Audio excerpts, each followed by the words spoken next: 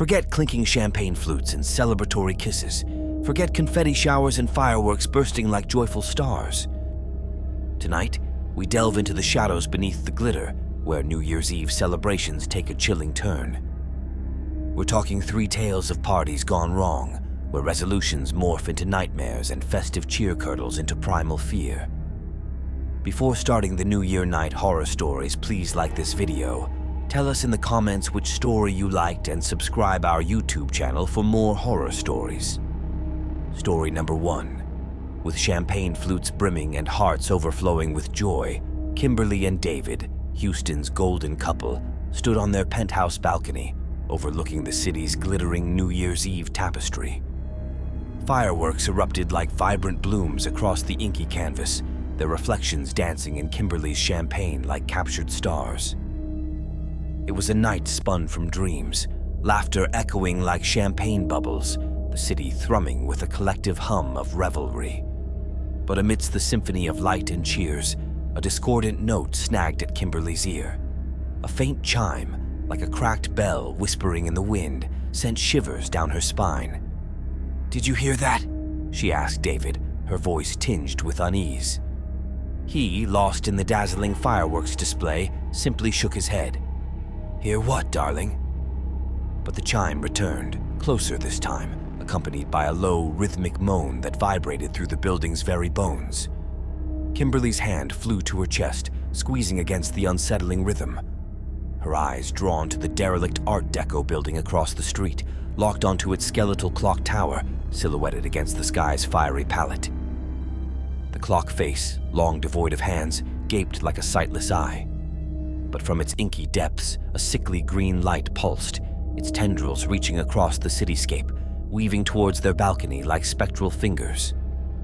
As they watched, the green light intensified, casting grotesquely elongated shadows on the surrounding buildings.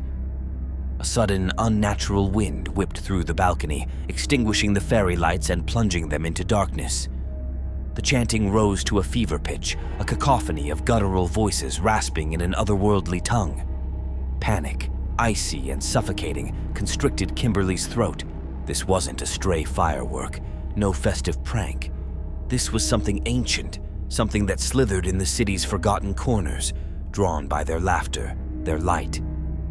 Scrambling back inside, they bolted the balcony door, a flimsy barrier against the unseen horror lurking just beyond. The green glow seeped through the windows, painting grotesque, pulsating shadows on the walls. The chanting, amplified by the enclosed space, was deafening now, each word twisting and contorting their insides. David fumbled for a lamp, its pale light revealing the unsettling tableau. Kimberly clung to him, her heart a frantic drum against his ribs. They weren't alone anymore. Something had followed them from the clock tower, something drawn to their celebration, their very life force. With a deafening screech that shattered the remaining glass in the living room, a dark, amorphous shape writhed against the window pane, its edges shimmering with the same sickly green light. It wasn't human, not in any form Kimberly could comprehend.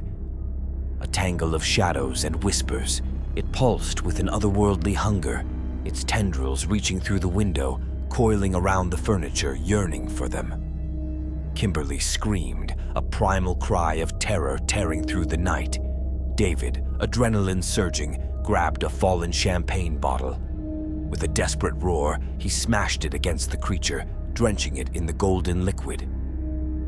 The entity recoiled, the green light flaring before sputtering out, replaced by a wisp of acrid smoke.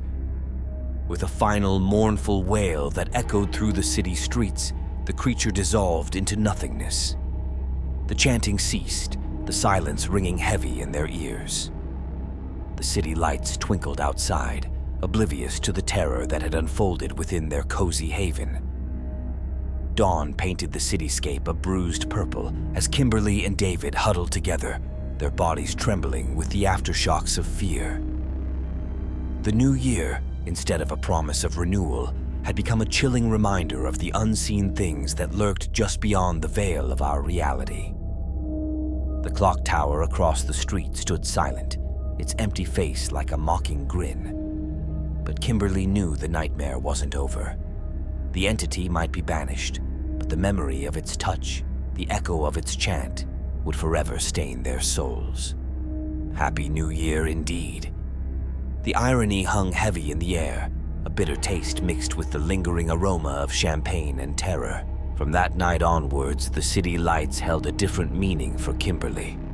They were no longer just emblems of celebration, but flickering warnings of the shadows that danced in their wake. And every chime of a clock, every gust of wind, held the whisper of the monstrous chant, a chilling reminder of the price paid for their brief brush with a nightmare on New Year's Eve. Story number 2. Liam poured the last ruby droplets of wine into his crystal flute, the clinking like festive bells against the backdrop of roaring laughter and pulsing music. His house, usually a serene haven, was transformed into a vibrant dance floor, bodies swaying and glittering under the disco ball's kaleidoscope. Outside, fireworks painted the night sky in fleeting constellations, each explosion echoing Liam's own exuberant thump-thump of anticipation. New Year's Eve, a night of shedding the old and embracing the new, and tonight, Liam felt lighter than the helium balloons bobbing over the buffet table. His wife, Elena, a vision in sapphire sequins, twirled across the room, her laughter like chimes in the wind. Liam's gaze followed her, a warmth spreading through him like the crackling fire in the hearth. They had weathered so much together, storms and sunrises, and tonight, with friends surrounding them, their love pulsed through the room like a tangible entity. As the countdown to midnight drew near, everyone gathered around the TV, a collective anticipation humming in the air.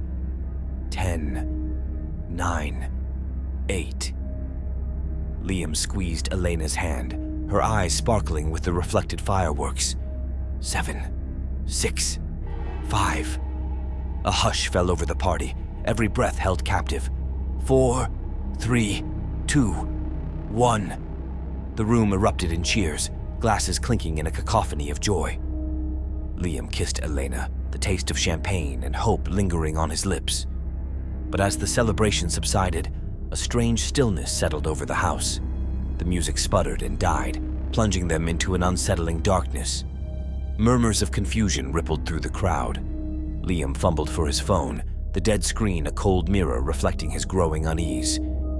Elena's hand, usually warm, was clammy in his grip.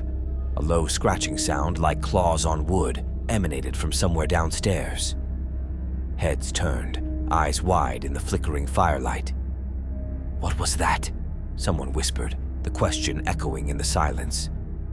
Liam, fueled by a primal urge to protect, grabbed a poker from the fireplace.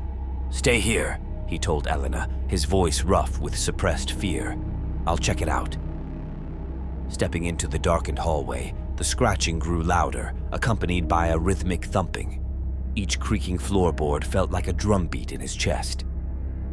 As he reached the basement door, a bone-chilling gust of wind swept through the house, extinguishing the fire, plunging him into pitch darkness. He fumbled for the light switch, his hand brushing against something cold and slimy.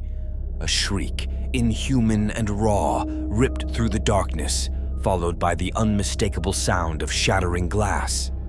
Panic clawed at his throat as he burst into the basement, the poker held aloft like a makeshift torch. What he saw froze the blood in his veins. The source of the scratching was no intruder, but his own basement walls. They writhed and pulsed, a grotesque canvas of pulsating veins and fleshy protrusions. The rhythmic thumping came from within, something massive and monstrous stirring beneath the surface. A tentacle, thick and glistening, burst from the wall, dripping with a putrid goo. It lashed out, catching Liam square in the chest, slamming him against the opposite wall. His breath knocked out of him, he tasted blood in his throat. The creature, a writhing mass of shadows and teeth, surged from the wall, filling the basement with its fetid stench. Liam scrambled back, his mind reeling. The joyous New Year's Eve party just above him seemed worlds away, a cruel memory juxtaposed with the horrifying reality before him. Elena's scream ripped through the darkness, a beacon of fear in the monstrous symphony. With a primal roar, Liam lunged, the poker a flimsy weapon against the undulating horror. He managed to gouge a hole in the creature's fleshy hide, but his victory was short-lived. The creature retaliated, its razor-sharp teeth sinking into his shoulder. Liam screamed, the pain a white-hot fire. He staggered back, tripping over a fallen bookcase. As he crumpled to the floor, his gaze fell on a forgotten bottle of vintage wine abandoned on a dusty shelf. A desperate idea sparked in his mind. Ignoring the searing pain, he grabbed the bottle, smashing it against the creature's pulsating eye. The creature recoiled with a deafening shriek, the fire from the broken bottle igniting its slimy flesh. It thrashed and writhed, but the flames spread, turning it into a writhing torch, driven by a mix of fear and survival instinct. Story number 3. The glittering Washington skyline glittered like scattered diamonds against the velvet January night. Fireworks bloomed, their explosions echoing like celebratory gunshots across the Potomac. Ashley, bundled in a faux fur coat, stood on the rooftop of her Georgetown apartment, a glass of champagne bubbling in her gloved hand. Below, the city thrummed with New Year's Eve revelry, the air thick with confetti and the scent of burning frankincense. Alone on the rooftop, Ashley felt a bittersweet pang. This time last year, her arms had been linked with James, their laughter echoing against the frosty air. Their champagne flutes had clinked, promises whispered like fireworks illuminating the future. Now, James was gone, his absence a cavernous hole in her world. Taking a shaky sip of champagne, Ashley raised her glass to the twinkling sky. "To James," she murmured, letting a tear slide down her cheek, reflecting the city lights. Suddenly, a gust of wind snatched the toast from her lips, the icy fingers of winter claws at her exposed skin. As if triggered by her grief, the night grew ominous. The fireworks dimmed, their vibrant splashes replaced by a sickly greenish glow. The celebratory shouts morphed into panicked screams, a wave of terror cresting over the city. Ashley whirled, her heart hammering against her ribs. Across the rooftops, shadows danced, grotesque figures flitting between chimneys and fire escapes. They were tall and skeletal, their eyes burning like embers in the unnatural green light. Their long, spindly claws scraped against the brick, and a chilling chorus of whispers, like dead leaves rustling in the wind, filled the air. Panic flooded Ashley. Her mind screamed, "Fire escape!" But her feet were rooted to the spot, legs paralyzed by terror. One of the creatures, impossibly thin and contorted, materialized on the ledge inches from her. Its eyes, black pits in its skull-like face, locked onto hers, sending a wave of icy dread through her veins. Just as it lunged, a deafening screech tore through the night. A colossal bird, its feathers shimmering with an otherworldly luminescence, swooped down from the sky. Its eyes blazed with holy fire as it snatched the creature in its talons, tearing it apart with a sickening crunch. The other ghouls shrieked and recoiled, retreating back into the shadows. The luminescent bird circled slowly, its mournful cry echoing across the city.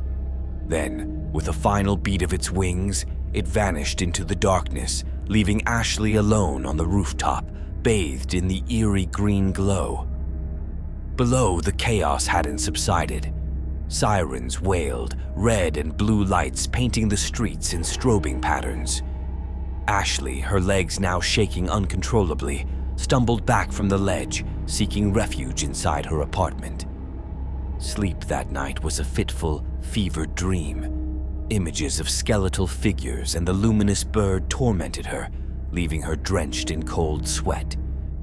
When dawn finally broke, pale and wan, casting long shadows through the city, Ashley stumbled to her laptop. News alerts flooded her screen, reports of mass panic, unexplained shadows, and a sighting of a giant phoenix soaring over the capital. The world, it seemed, had experienced a brush with something beyond their comprehension, a taste of nightmare that lingered on the fringes of the new year. Days turned into weeks, and the incident on the rooftop became a grim whisper in the city's memory. Yet for Ashley, it remained a raw wound. The grief for James mingled with the unnerving terror of her encounter, leaving her adrift in a sea of uncertainty. One night, drawn by an irresistible urge, she returned to the rooftop. The January wind whipped at her hair, the city lights glittering below like a half-forgotten dream. As she stared out at the familiar streets, a soft chirp startled her. On the ledge, perched like a feathered jewel, sat the luminescent bird. Its eyes, no longer menacing but full of an ancient wisdom, met hers. It tilted its head, the wind ruffling its iridescent feathers, and chirped again, a sound that somehow carried the whispers of hope and renewal. A tear rolled down Ashley's cheek, but this time it wasn't a tear of grief. It was a tear of release, of the terror finally giving way to something else, a sense of purpose, a whisper of understanding. This New Year's Eve might have brought darkness, but it had also shown her a light, a reminder that even in the face of the unknown, hope could take flight. And as the first rays of the sun peeked over the horizon, painting the city in a soft rose glow, Ashley knew that this year she wouldn't just be grieving the past, she would be rebuilding her future, with the memory of the luminous bird forever a beacon in the sky, guiding her through the shadows and towards the light. Our New Year night horror stories are over. Please like this video and subscribe to my YouTube channel for more horror stories. Thanks for watching.